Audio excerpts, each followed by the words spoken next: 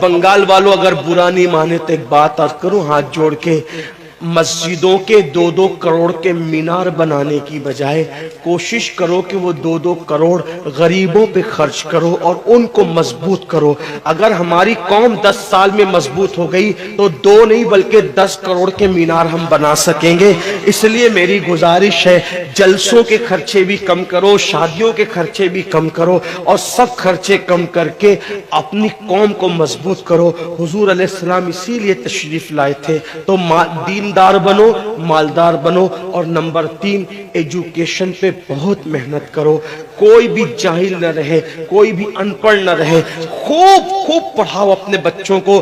10ویں 12ویں تک کبھی مت رکنا، بلکہ اپنے بچوں کو IAS بناؤ، IPS بناؤ، ڈاکٹر بناؤ، انجینئر بناؤ۔ ڈاکٹر بھی BOMS والا مت بناؤ بلکہ MD اور اعلیٰ سے اعلیٰ ڈگری دلاؤ۔ اب آپ کہیں گے مولانا پیسے نہیں ہے، میں آپ سے کہتا ہوں ہر سال عید پہ نیا کپڑا نہ بنانا پڑے نہ بناؤ، دھلے ہوئے کپڑوں پہ عید کر لو، لیکن اپنے بچوں کی تعلیم پہ خرچہ کرو۔ اسی طریقے سے کسی اور جگہ پر پیسے لگانے کی بجائے 10 سال اگر ان 3 نکات پر آپ نے محنت کر دی، دیندار بنو، مالدار بنو اور ایجوکیشن کو عام کرو، ہر بندے کو پڑھا لکھا بناؤ۔ آپ کہیں گے مولانا نوکری نہیں ملتی، میں کہتا ہوں ہم نوکری کے لیے نہیں پڑھتے، ہم اچھا انسان بننے کے لیے پڑھتے ہیں۔ اس لیے کہ پڑھے لکھے کی تجارت میں ان پڑھ کی تجارت میں فرق ہے، پڑھے لکھے کی گفتگو میں ان پڑھ کی گفتگو میں فرق ہے، پڑھے لکھے کے اٹھنے بیٹھنے میں ان پڑھ کے اٹھنے بیٹھنے میں فرق ہے۔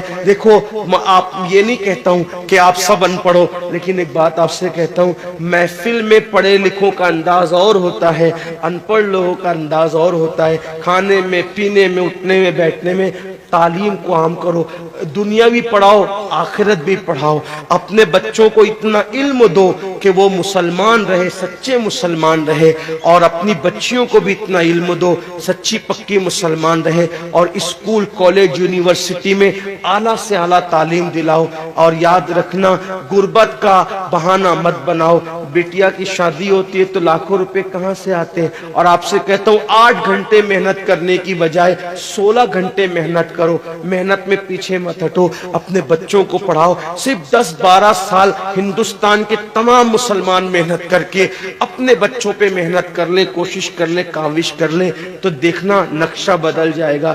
یہ بھی آپ سے کہتا ہوں، ایک بات کہتا ہوں، منع نہیں کر رہا ہوں، اگر مجھ سے غلطی ہو تو میرے علماء اصلاح کریں گے، آپ میری ذات کو دیکھ کے قبول نہیں کرنا۔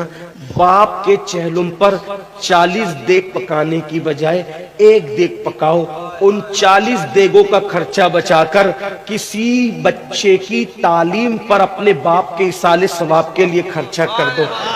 پیر صاحب کے مزار پر 1 لاکھ کی چادر لا کے ڈالنے کی بجائے 100 روپے کی چادر ڈال دو، باقی کے پیسے بچا کر غریبوں کی تعلیم پہ خرچہ کر دو۔ پیر صاحب کے ایصال ثواب کے لیے وہ اس 1 لاکھ کی چادر سے جتنا خوش ہوں گے، وہ 100 روپے کی چادر سے بھی اس سے زیادہ خوش ہوں گے، کیونکہ آپ نے کسی کو اٹھا دیا، کسی کو آپ نے ترقی پہ لے گئے۔ ایک بات کہتا ہوں، میرا پیر جنتی ہے تو میرے پیر کو میری 1 لاکھ کی چادر سے کیا غرض، اس کو تو جنت میں اس سے بہتر لباس مل چکا ہے، اس کو تو 1 لاکھ کا اس سے بہتر لباس مل چکا ہے۔ تو یہ باتیں تلخ لگے معاف کرنا، لیکن آپ سے ایک بات کہتا ہوں، رسومات سے نکلو، حقیقتوں کی طرف آؤ، رسومات سے نکلو، سچائیوں کی طرف آؤ۔ ایک دوسرے کو گرانے کی کوشش مت کرو، ایک دوسرے کو اٹھانے کی کوشش کرو، آپس کے جھگڑے ختم کرو۔ تیرا سلسلہ بڑا، میرا سلسلہ بڑا، تیری برادری بڑی، میری برادری بڑی، تیرا پیر بڑا، میرا پیر بڑا۔